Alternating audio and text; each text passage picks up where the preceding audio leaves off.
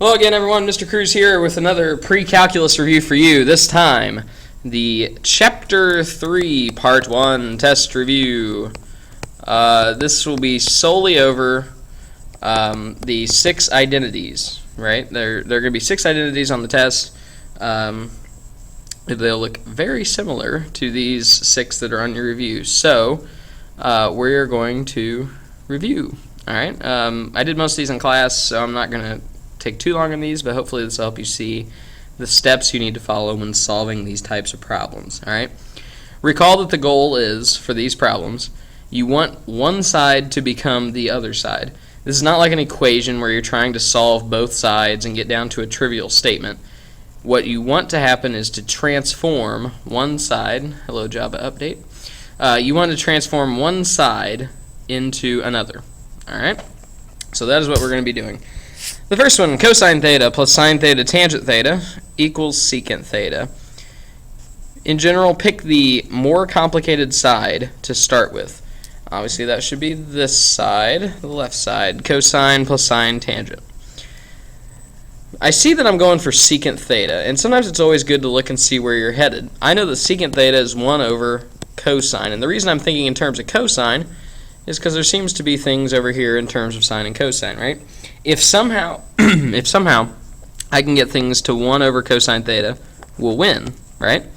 So I'm going to change everything into terms of cosine and sine. So that stays. Sine theta can stay the same, but I'm going to change that tangent theta into sine over cosine.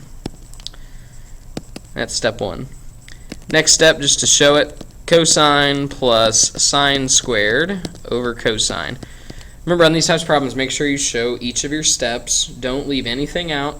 Don't just say, oh yeah, that part's sine squared, so I'm just going to ignore the cosine theta out front here. No. Make sure you have all of it. All right?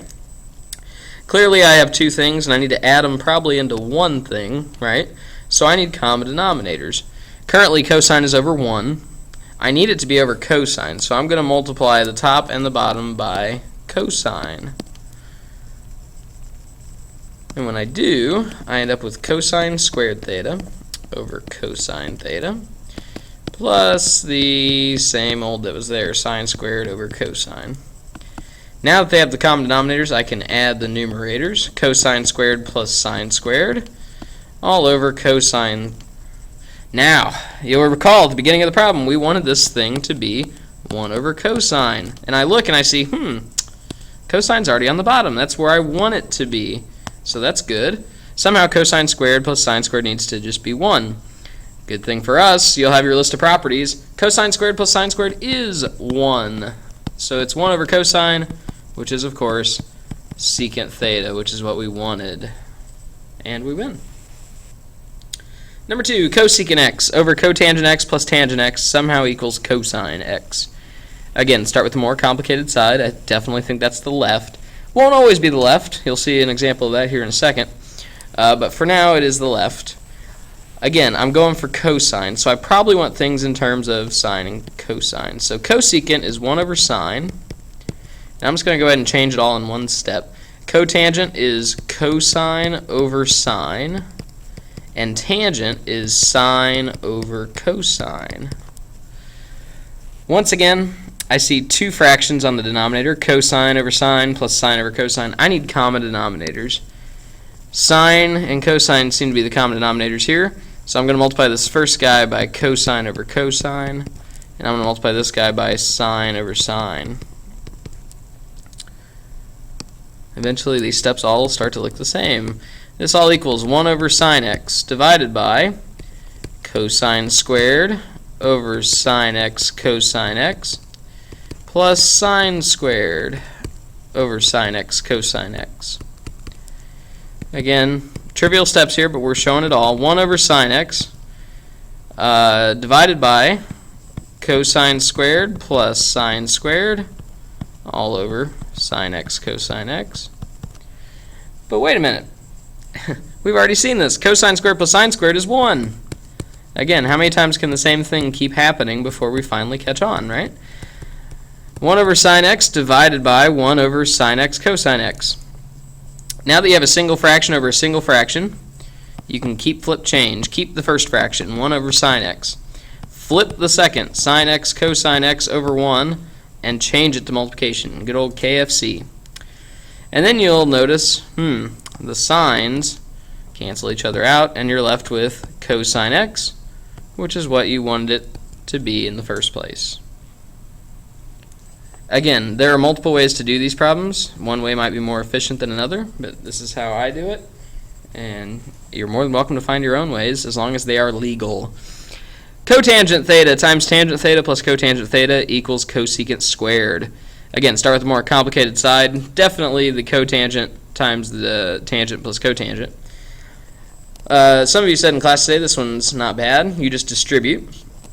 I'm going to show that step. Cotangent times tangent plus cotangent times cotangent is cotangent squared. And then you're like, well, what does that do for me? Well, you'll notice cotangent times tangent is one of your properties. Cotangent times tangent is 1 plus now the cotangent squared. And wait a minute. 1 plus cotangent squared is one of our properties as well. That's just cosecant squared. And hey, looky there, that's what we wanted.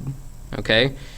You need to have this list of properties. I believe they're on page 168 in your textbook if you want to find a complete list of them, and you can copy that down. But if you can use those properties, these problems are not awful. That one took approximately 30 seconds. Don't go back and count the time. But anywho, cosine x plus cotangent x over 1 plus sine x equals cotangent x. Again, start with the more complicated side. Definitely the left side. All right. I see a couple of things about that side. First, I see that we have cosines and sines and all kinds of stuff going on. And I know that cotangent is cosine over sine. So somehow I'm probably going to end up with cosine over sine to get cotangent. There could be other ways, but this is probably what's going to happen. Okay? Cosine x plus cotangent x, I'm going to go ahead and change cotangent x to cosine over sine. And then 1 plus sine x. Okay. Up top, I see that I have a fraction and maybe something that's not so much a fraction. Maybe I should make it so that it is a fraction. Cosine x over 1. And now I might think common denominators. Let's multiply this guy by sine over sine so that way they'll have common denominators. This guy doesn't need anything. So this now becomes sine x cosine x over sine x plus cosine x over sine x divided by 1 plus sine x. I'm going to combine the numerator into a single fraction. Sine x cosine x plus cosine x divided by sine x divided by 1 plus sine x. And you might be thinking, Mr. Cruze, where are we going with this? Well, now I technically have a single fraction over a single fraction, right? I can keep, flip, change. So I have sine x cosine x plus, maybe I should better write this on another line. How about this? Sine x cosine x plus cosine x all over sine x times 1 over 1 plus sine x. Again, currently nothing looks like it's going to cancel until you recognize that here both of these terms have a cosine. You have to remember a little bit of algebra, but you can factor out a cosine, and you're left with sine x plus 1. And then you remember that you're multiplying by 1 over 1 plus sine x. You don't really have to show this step, but sine x plus 1 is the same as 1 plus sine x, so they will cancel each other out, and you end up being left with cosine over sine, which is cotangent x, which is what you were trying to show from the beginning. So we win. Again, if you look ahead at the beginning and you see what you're going for, these shouldn't be too bad. Alright, last couple. 1 over 1 plus sine x plus 1 over 1 minus sine x equals 2 secant squared. Again, start with the more complicated side, definitely the left side. I see again I have two fractions and I need to combine them into one single thing, so I'm probably thinking common denominators. Clearly the common denominator here is going to be the combination of these two, so I need to multiply this first guy by 1 minus sine x. Obviously what I do to the top I have to do to the bottom. This guy I'm going to multiply by 1 plus sine x over 1 plus sine x. That way I'll have common denominators. So this becomes 1 minus sine x over 1 minus sine x times 1 plus sine x plus 1 plus sine x over the same denominator. I'm just going to rewrite it in the same order so that you see they're the same. Alright. When I combine the tops, 1 plus 1 is 2. Interesting. Negative sine x plus sine x, those add to 0. So I'm just left with 2 on the top. That's good. We wanted 2, right? There's a 2 right there in the answer. On the bottom, 1 minus sine x times 1 plus sine x, when you FOIL it all together, is 1 minus sine squared. And you're like, that's weird. 1 minus sine squared, I believe, is one of my properties. That's cosine squared. And anytime cosine squared is on the bottom, that's the same as having secant squared on the top. And you end up winning.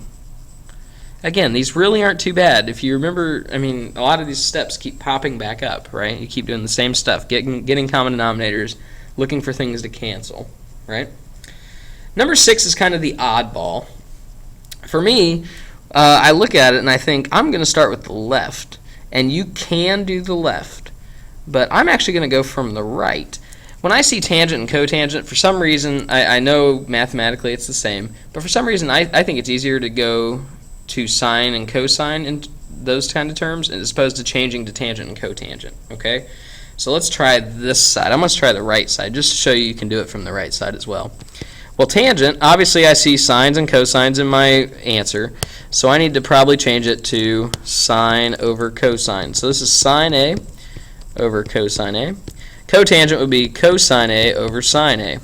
And you go, Mr. Cruze, once again, common denominators. We need to multiply the top and bottom here by sine A, and this guy by cosine A. That way the denominators both become sine A cosine A. So this now becomes sine squared A over sine A cosine A minus cosine squared A over sine A cosine A. And this should look brilliant to you because, and you should start to feel like a winner. When pieces start falling into place, you should feel like a winner because you notice this sine A cosine A, that's on the bottom. That's exactly where we want it to be. Somehow the top now just needs to become all in terms of cosine squared. I need to get rid of this pesky sine squared. Well, if you remember from your properties, sine squared is actually 1 minus cosine squared. So you can make that substitution. And then you'll notice negative cosine squared A minus cosine squared A is negative 2 cosine squared A. I'm going to go down just a wee bit. Over our common denominator of sine A cosine A, and you end up with exactly what we wanted. Alright? Again, you could have gone the other way, and that's fine, but again, it's your choice. Alright, some ways are more complicated than others. Again, if you have any questions, please do not hesitate to tweet me, email me, come in for help. Alright? Even if it's questions on the other part of the review, I'll make a video of those this weekend. But please, please, please, I want you to do well. I hope you know that I want you to do well. That's why I'm taking the time to make these videos. If you need help, come in early in the morning. I'm here. Alright? Good luck studying, and I will see you tomorrow.